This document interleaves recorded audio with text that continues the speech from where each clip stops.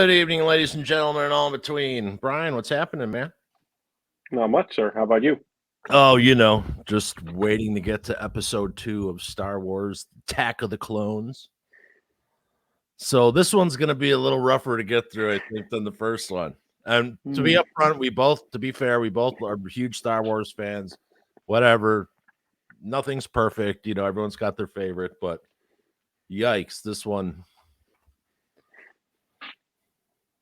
Interesting.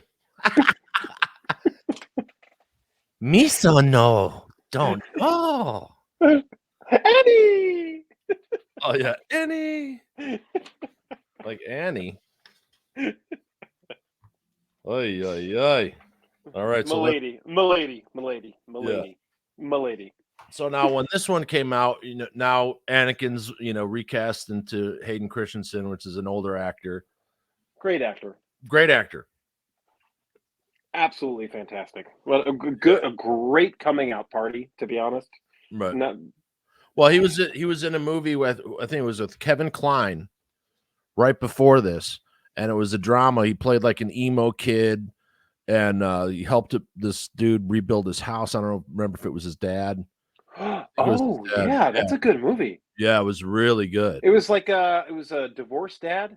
Yeah. And the dad got sick, right? Yes. Yes. Great movie. Unbelievable acting. Yeah. Also liked him in Looper and a couple other stuff, but George didn't give him much to work with here as far as character building. A lot of, like, when the first scene happened, and I love Hayden Christensen, like, no offense, like the first thing he's whining already, but before we get into that, a long time ago in a galaxy far, far away, there is unrest in the Galactic Senate. Several thousand solar systems have declared their intentions to leave the Republic. The separatist movement under the leadership of the mysterious Count Dooku has made it difficult for the limited number of Jedi Knights to maintain peace and order in the galaxy.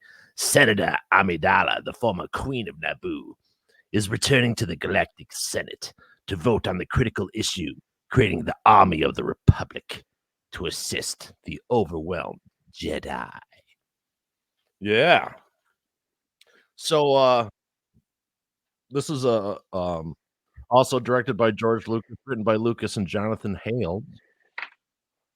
Of course, it's the sequel, blah, blah. Film stars Ewan McGregor, Natalie Portman, Hayden Christensen, Ian McDiarmid, Samuel L. Jackson, Christopher Lee, Anthony Daniels, Kenny Baker, Frank Oz, Tamura Morrison, Silas Carson, and Jimmy Smits.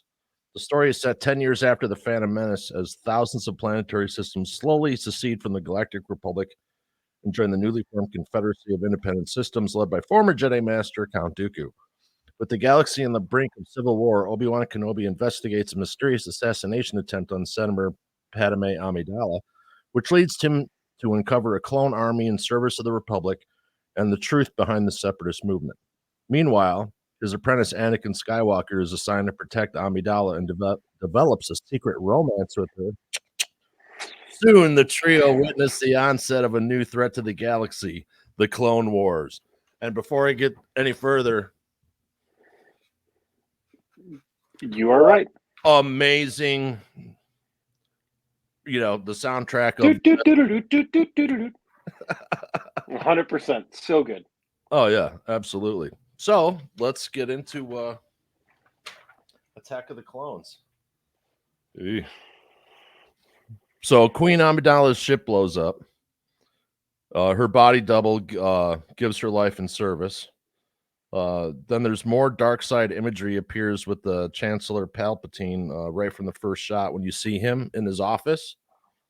And if you notice, the color of his room matches Count Dooku's clothes and Anakin's clothes.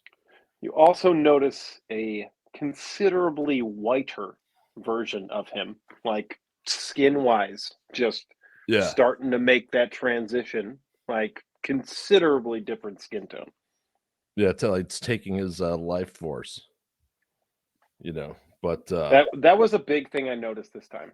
Like, thinking about it, I was like, watching them back to back, basically days apart. I was like, he does look a lot different.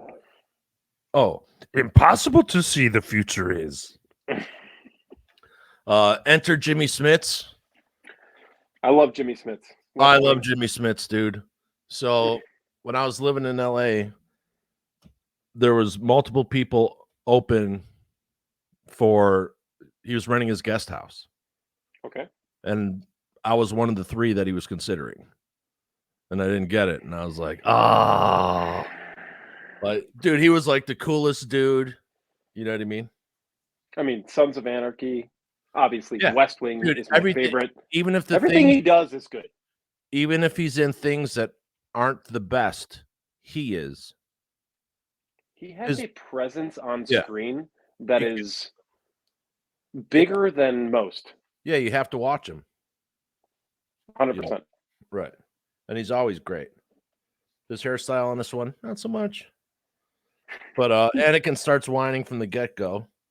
Hey, but Vincey's got hair. Yeah. 10 years by, and Jar Jar is now still annoying as hell. Senator Amidala is already giving Annie the hairy eyeball. Like, calm down. Keep it in your pants, Senator. Dude, that was something.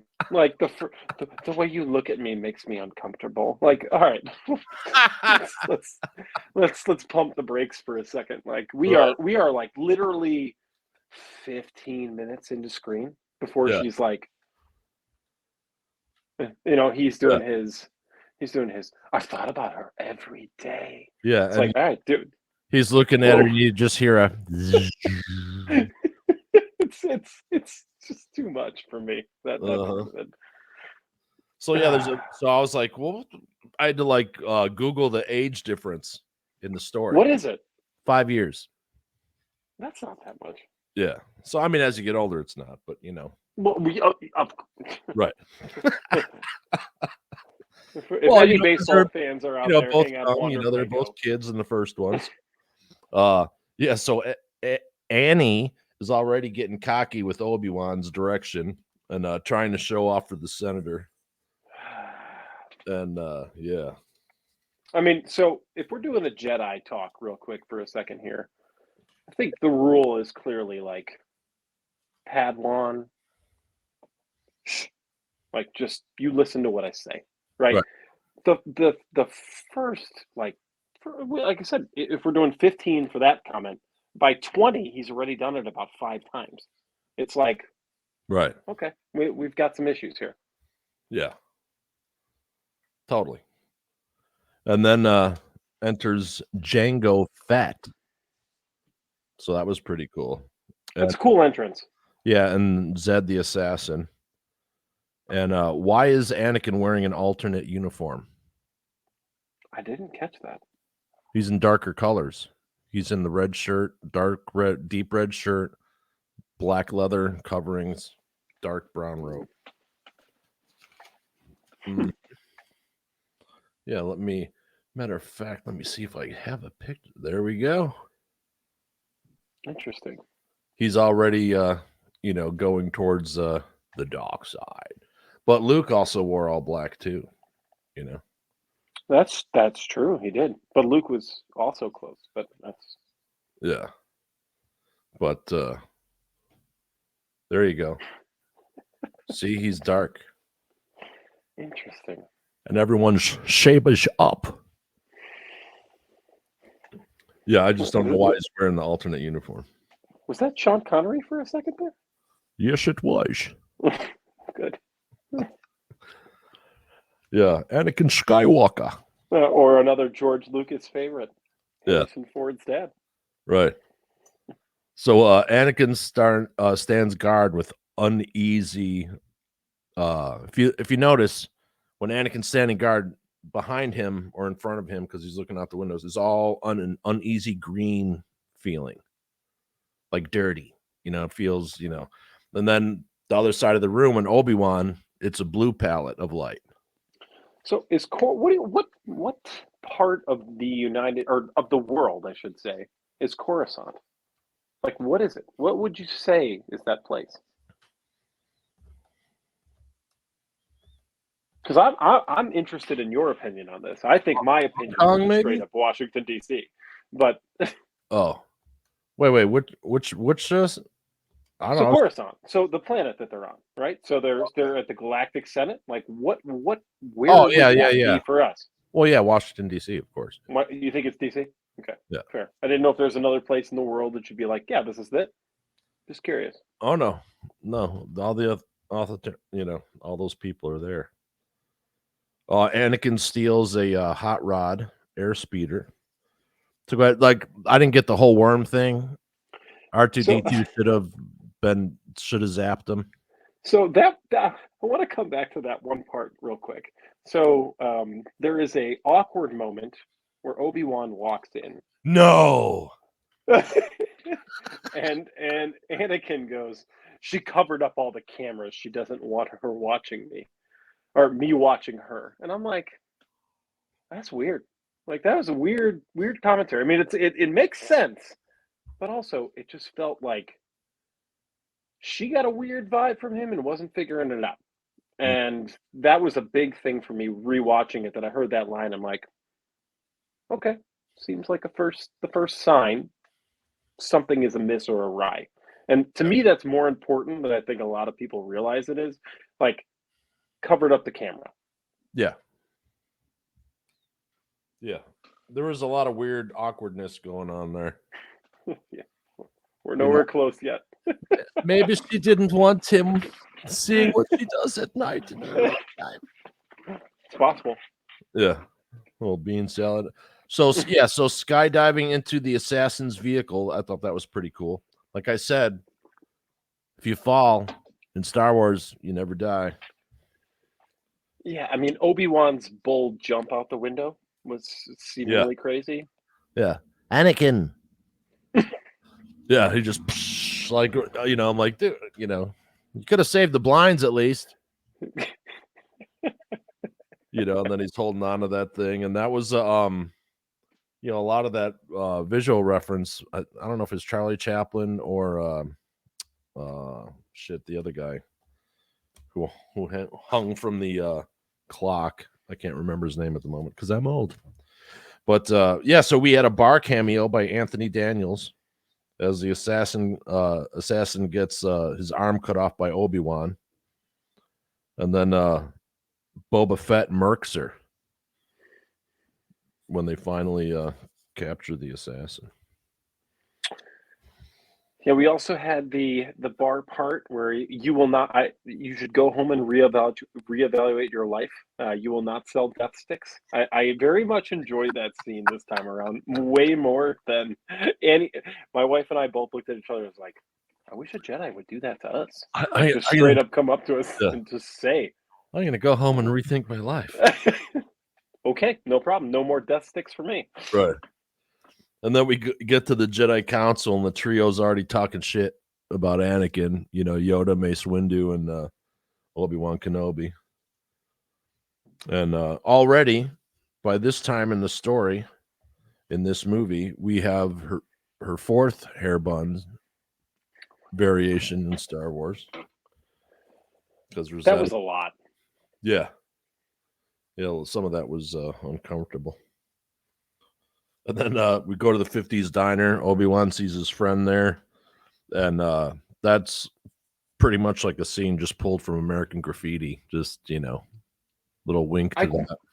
I dug that scene. Yeah. Much more this time. Like, hey, old friend or possibly enemy, whatever you were. Right. Tell me what this is. Like, that was... Yeah. It's pretty good. And it also called back, like, computers aren't everything. I really like that part of it was like, they don't know everything. Like, that was pretty cool. We are obviously very reliant on that. And there's still something to be said about someone who could put their eye on something and be like, I love that. Right. Yeah, like I had posted something the other day, and the person's like, where'd you get that? And I gave it the exact quote coming out of the attorney's mouth, and they're like, no, where'd you get that?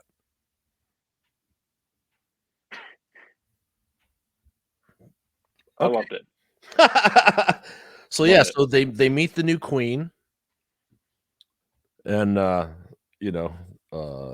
again with the face painting and the duality and the use of body doubles was kind of setting up the cloning issue.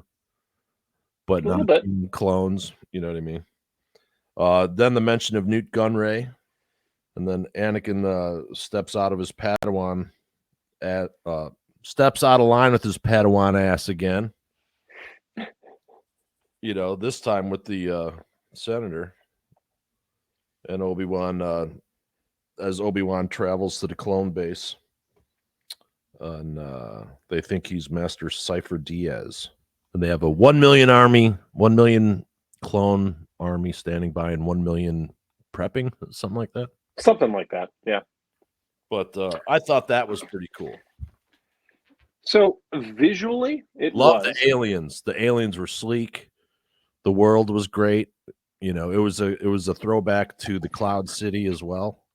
Yeah, it kind of was. I think the part to me, like leading up to that, which makes it super cool, is they're like, well, if it's not in our records, it doesn't exist.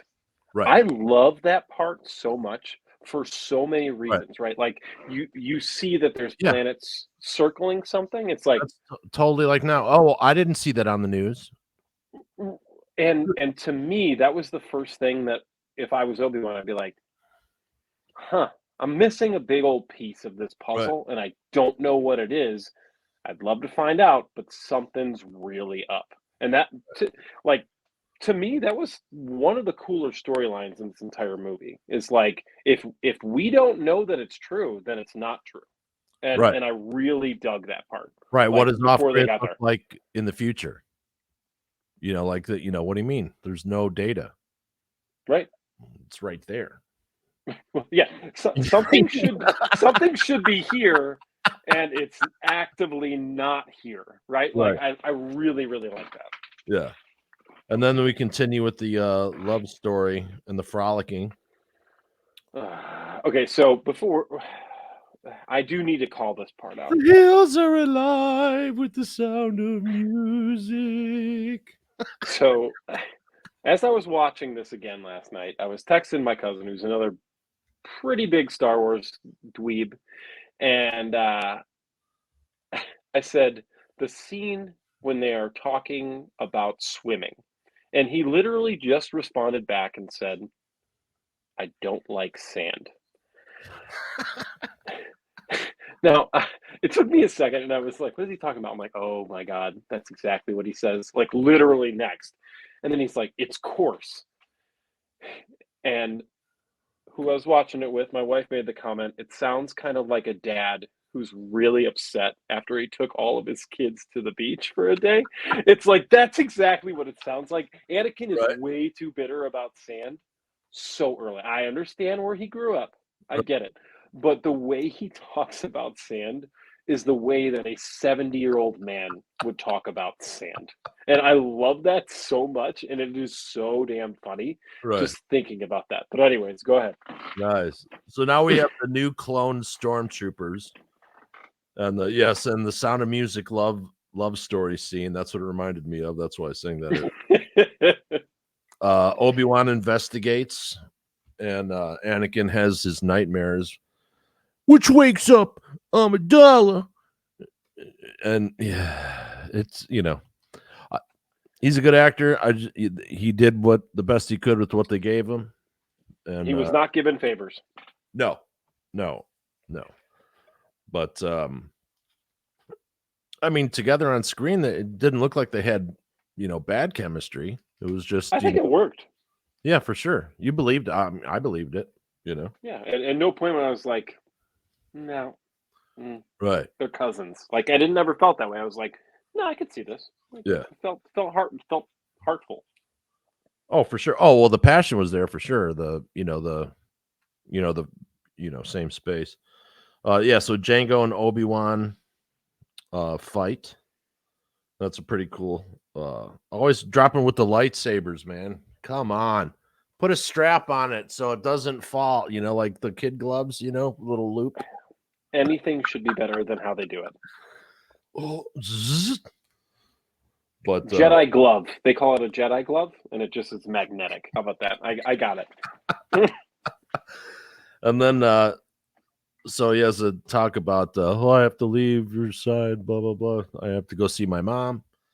and so they cruise out to do some damage, and so she hangs with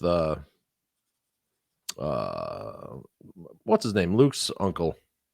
Aunt Peru and Uncle Owen. Yeah, thank you, Aunt Peru and Uncle Owen, and Shmei's husband, so his stepfather, and he went out and he basically finds her, and there's a lot of imagery going on there.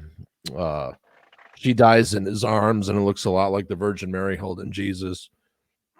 Yeah, That's going on, and what he cut her down from was a big A for Anakin, also for Alpha, but also under the pressure of anger. So that a lot of people, so that was like pressing down, and then after she dies in his arms, he goes ape shit and kills everybody. yeah, that's a scene. Yeah, Like that's the Yeah. first like real That was moment that you're yeah. like, it's. I don't want to say it's pretty. Like, yeah, it's cool, kill all of them. But it is also it was done well. And you're rooting for him to do it.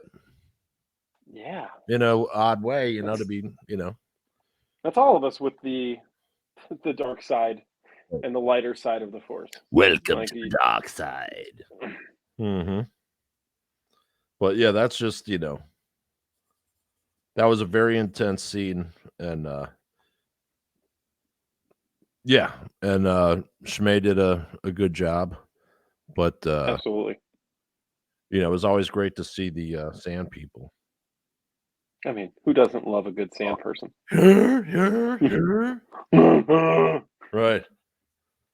I mean, that's our first. Them and the Jawas are our first aliens, right? So, like, to me, any callback to those is always Right. gold. I mean, it's easy money. And then what is it? Anakin arrives back home, and Padme brings him some blue milk on a tray, and they have a little combo. His anger surfaces, and then he admits he killed them all. I killed them all. The women, the children. Yeah. It's a dating red flag, in case anyone out there is curious. Like, and then she's like, "Oh, I love a bad boy." Yeah. Giddy up, baby. So, like, how many did you kill, Anakin? Right. Like, I can't tell if she was into it or not. I didn't. No. It's a dating red flag. Right. Yeah, so C-3PO now has clothes. He does. And Obi-Wan sends a message about geonosis. Is it Genesis? No. That's I just mixed up Star Trek. That's what I mean. Yeah. And then off to save some Obi-Wan. And then Jar Jar seems to be surprised in an odd way that he finds out about the clone army. That was the moment when I'm like, oh, he was supposed to be the evil guy. Because you see him totally think, his eyes, the mood in his eyes changed, put it that way. But then you have Dooku and Obi-Wan meeting, where Obi-Wan's just floating, and that scene annoyed me. Why? I don't know. Because it should have been something else. He didn't need to be in a force field. You know what I mean? He could have been in a cell. True. Or, Okay. But anyway, so if you notice, Dooku's dressed in the same colors as Anakin. That also matches the interior office colors of Palpatine. Good. Yeah. Feel the hate move. Feel the hate. But yeah. So then Darth Sidious is named. And so we're learning more about the lore pre, even before. So C-3PO and R2-D2 are back in action. Then there's a scene reminiscent of Luke and Leia going across the void, with the whip. And like I said, George Lucas likes to rhyme, so there's a few scenes in here that are basically scenes. Mirror. Yeah. And of course, the obstacle course of death after that, which was kind of silly. A lot of unnecessary AI animals being killed. Yeah. Yeah. And then C-3PO's head on a robot soldier. You know what? I like that. I Yeah. actually totally forgot about it, and I did not dislike it this time through. I really didn't. I thought it was kind of funny and charming. There's some buns. Hey Mo, hey Mo. Oh my god. Yeah. And then we have Oh boy. Oh boy. good old Yoda. Don't spoil the lead. Don't spoil the lead. Oh yeah. So again, they're captured, and Roman Colosseum, the Christians versus the Lions. Loved it. There's that in there. There's also what do you call it? David and Goliath mixed in with that, and it's Kill the Big Bad Monster. Mace Windu shows up to take down Dooku, and the Jedi arrive in mass and get slaughtered. yeah, they do. That was a bold choice. Just a bold choice. Yeah, weird place to take your stand. I've got the high ground. Yeah. I mean, hang on. So we're gonna fast forward a little bit, real quick, and then we'll talk. We'll go to it later. Yeah, You've got this whole army coming, and you put all your guys out there. Right. Why are we doing that? I understand that you're worried about timing, right? Are they gonna get killed before they can get there? But maybe half. Why don't they all just go? Your worst half. Throw them. Whoa. Yeah. Throw them out of the Coliseum. Whoa. As you said, we're trying to fill a movie here, so I get it. But to me, it's put out the ones that you're fringe about. You're yeah, they got some powers, but they're not the ones that mean the most to us. That's, anyways. Go ahead. So Boba Fett watches as Mace Windu beheads his dad, Jango Fett. So that was a callback to Obi-Wan getting killed in front of Luke, and then also when he's holding his dad's helmet is a Shakespeare reference, and yeah, it's cool foreshadowing for sure. Oh, for sure. That kid did a great job. Believable. Yeah. But so Yoda saves the day with the clone army that they got from Neo Genesis or whatever it's called. Then Dooku battle and Anakin. Yeah, Anakin has to save him. I don't get it. Then a double saber fight. Anakin loses his arm, passes out. Yoda comes in, kicks some ass. It was cool to see Yoda in wave shit. That was one of the loudest theater moments that I've ever been in my entire life. Oh yeah, people lost their fucking mind. I mean, I don't think anybody expected that. Truthfully, it might have been in a trailer, maybe. I doubt it though. I don't think it was. No, that was just, yeah. But when you saw that and you heard his his noises and his little mannerisms and how hard it took his body to do this, yeah, so cool. Right. And that's why he was so feeble by the time we saw him in the first but second trilogy, Sure. But it was to me, seeing that, I was whoa, this is why I love Star Wars. It reminded me when I saw that scene. Yoda showing up and doing his thing. I absolutely love that. Right. And then so the kids get married in a secret ceremony. And then what's really interesting, right after that, the next few shots that wrap up the movie, the tone shifts into basically a lot of reds and all that kind of stuff, and foreshadowing what's to come in episode 3. Episode 3 is much better than 2. I'm not gonna knock on 2 anymore. I've done enough talking about it. But as far as 3 goes, 3 is pretty decent. It's not bad. It's my favorite of the first trilogy, or of the second trilogy of the first 3 movies. Sure. Not that high. All right. My only real question that I think I still am left unanswered by from all that we've talked about. Mm-hmm. Reading the script, how did they land Samuel L. Jackson to do this? Oh, Samuel Jackson wanted to be in it. Yeah, but reading the script, like, I'm Here's the surprised. thing: you get signed up for Star Wars, you don't get to see a script. True, that's fair, and that's fair. And at that point in time, I mean, he was a big actor, but he wasn't Nick Cage or not Nick Cage. Yeah, he wasn't Marvel big. Sure, that's But fair. everyone and still that's knew fair. who he was. But he said, "Yeah." He goes, "My one condition is that I get a purple lightsaber." Purple, I knew that part. I knew the purple lightsaber part. And he's a which huge science fiction fan. He's a huge Star Wars fan. which was cool. God, how cool is it seeing a new colored lightsaber? Oh, for sure. We had 3. That's all we had, and then now we get a new one. Like, Right. absolutely love it. Yeah, I'm really looking forward to this Ahsoka series. I think it's going to be pretty good. It looks really good. We got a little teaser of her, so I'm excited about that. Yeah. But I'm looking forward to it a lot. I can't imagine it. I think they need it to be good, so I think it's going to be good. Right. Yeah.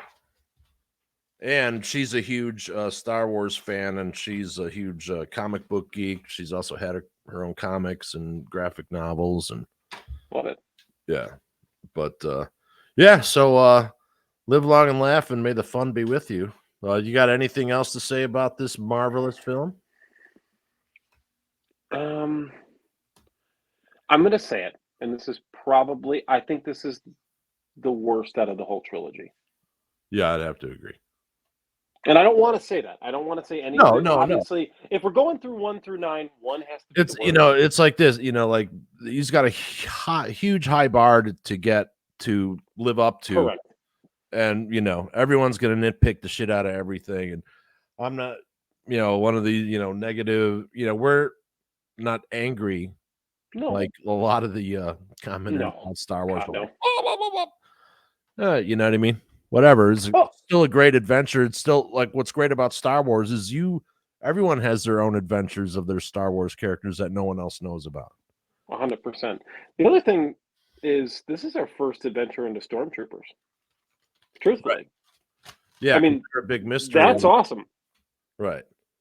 And that's something that we kind of got to learn where they came from. So that's a huge storyline in itself. Right. And then it kind of makes sense psychologically as time went on.